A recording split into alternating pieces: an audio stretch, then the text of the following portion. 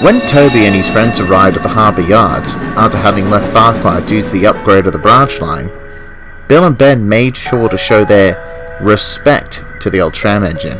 Betraying his trust, they took advantage of him and tricked him into letting them take Bogo's goods train, claiming that it was actually theirs. A while had passed since Bill and Ben took advantage of Toby's trust that day. The twins were very sorry for having played such a trick on Toby, and they often see him shunting in the harbour yards. Each time they see him, they try to say hello, but the old tram engine always ignored them and carried on with his work.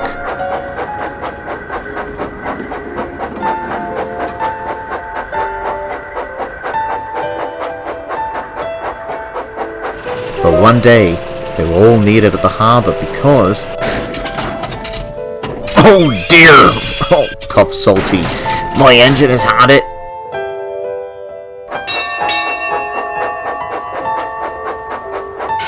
"You can't break down, not at a time like this," said Toby sadly.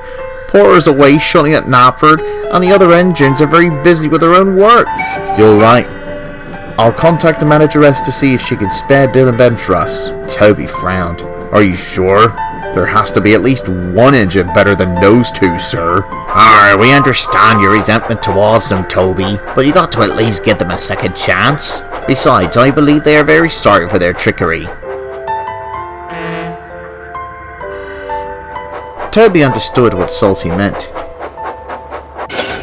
but he still had severe misgivings towards the twins.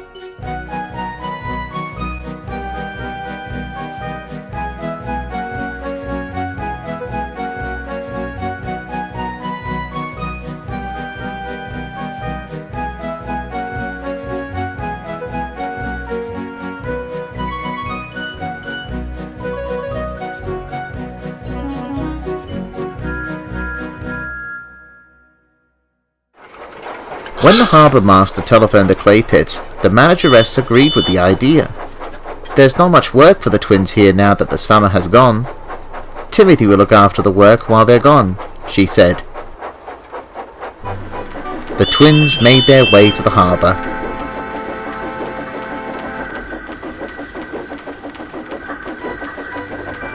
Then they saw Toby. "I'm keeping an eye on you two. No tricks," he scolded. "Yes, Toby, there are no tricks," they stuttered nervously, and they puffed away.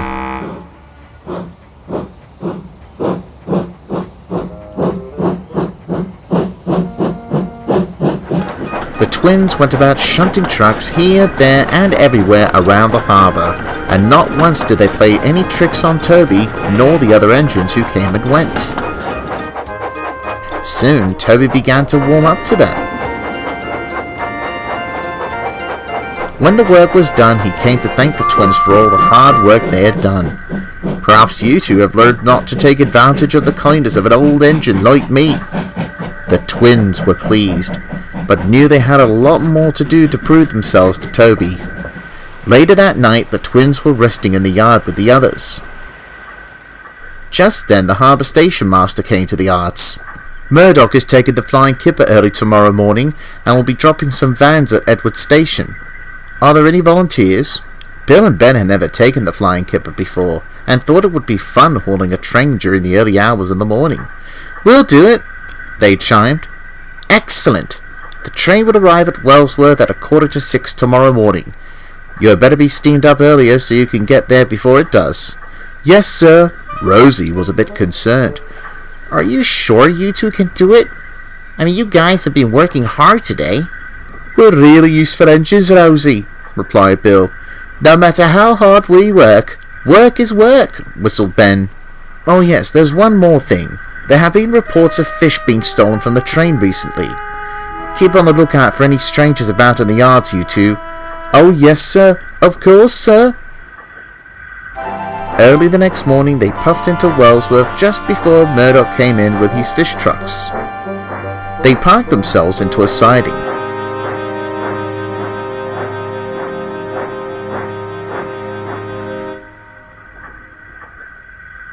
But the twins were still tired from yesterday and went to sleep to pass the time.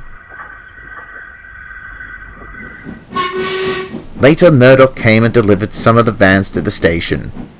After Murdoch left the station, Diesel shunted the vans into a siding and tried to wake Bill and Ben up. But he couldn't.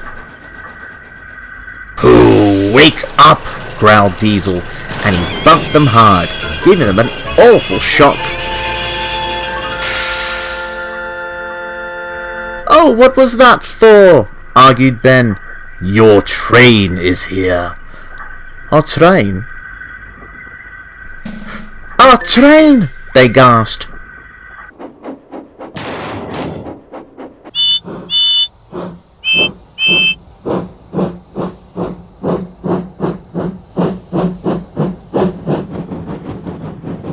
After much shunting and turning, they puffed away with their train and into Lower Sudbury.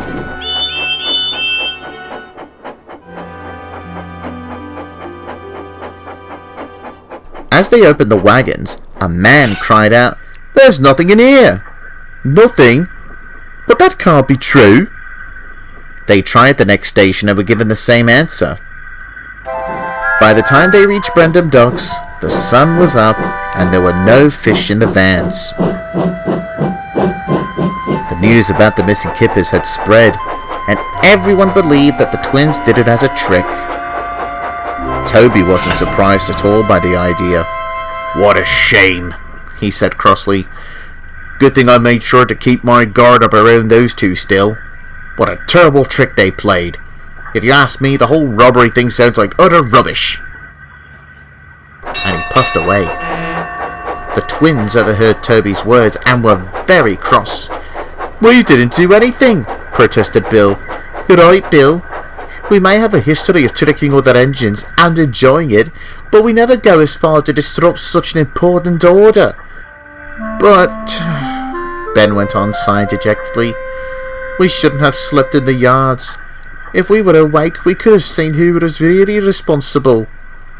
Bill agreed, and they puffed sadly away, carrying on with work.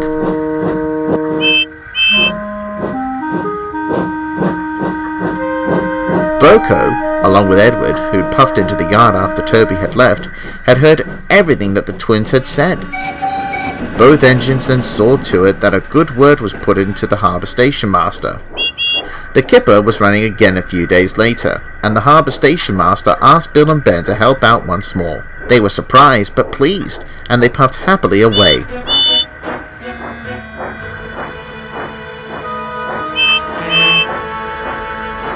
Toby, however, was furious. "Why them again? You know full well what happened last time." Edward and Boko, however, steadfastly believed that the twins were innocent and didn't lose the fish on purpose as part of a trick. They both knew that the twins truly understood the fish were very important, just like their china clay was. So they said to Toby, "Bill and Ben are cheeky, Toby, but I would never believe that they would ever go that far with the fish. Lately they have shown themselves to be useful, so why not give them a second chance?" "Second chance? Pah! Why should I give those two a second chance? We know what happened between you and them, Toby, but you should really move on from that grudge."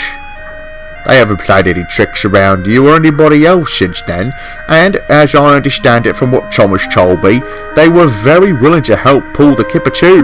They also looked very sorry about the load being lost, instead of having their usual cheeky look about things. Just think about that. And so, Toby did have a long, hard think about things. Early the next morning, Bill and Ben were waiting in the yards, still on the lookout for the Kipper thieves. As Murdoch pulled out of the station, they saw two figures standing near one of the vans. "Who are you two?" called Bill. "We're just workmen, having a look over the vans for a final inspection before you go," replied one of the men. "Final inspection? That's strange, as we already had our final inspection just a few minutes ago. And you two don't have the right uniforms." The men gulped. "Tell me, are you two the ones that took those Kippers a few days ago?" "He's onto us! Run!" cried the second man. "Hey, come back here!" The men scrambled about in the yard, hoping to find an exit to escape.